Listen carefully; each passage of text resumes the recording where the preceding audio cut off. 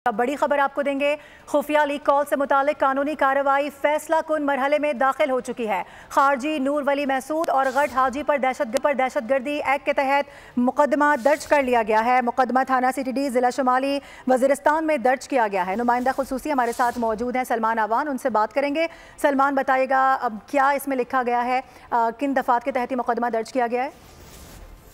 सबसे पहले तो हम इसके थोड़े से बैकग्राउंड के बारे में बात करेंगे। ये दोनों खारजी दहशतगर्द जो हैं, डेरा इस्माइल खान में जो इंसदाद दहशतगर्दी की कार्रवाई थी और उसके बाद फिर हमने देखा कि देही हेल्थ सेंटर जो है वहां पर इन्होंने हमला किया था और उसके बाद इनकी एक कॉल भी सामने आई थी। और इन दोनों जो शख्सियात हैं, जो कि दोनों खारजी दहशतगर्द हैं, नूर वली महसूद और गट हाजी, उनके खिलाफ थाना CTD जिला शुमाली वजीरिस्तान में इंसदाद दहशतगर्दी की दफा 427, 324, 149 और दीगर जो मुतलका दफात हैं उनके तहत FIR दर्ज कर ली गई है। और ताज़ीरात पाकिस्तान के तहत अब कानूनी कार्रवाई का आगाज जो है इनके खिलाफ बाकायदा तौर पर कर दिया गया है। इस खुफिया कॉल में हम सब जानते हैं जो कि इनकी कॉल रिकॉर्ड हुई थी और उसके बाद फोरेंसिक उसका भी करवाया गया था और फोरेंसिक के अंदर भी साबित हुई थी कि कॉल जो है बिल्कुल ऑथेंटिक है। दोनों शख्सियात हाजी नूर वली और गट हाजी जो है दोनों इस कॉल के अंदर टेररिज्म का, दहशतगर्दी का मंसूबा बना रहे थे और दहशतगर्दी के मंसूबे में उनका खास टारगेट जो है वो सिविलियन शहरी थे या आम शहरी थे। और आम शहरियों के हवाले से भी इन दोनों शख्सियात की राय थी कि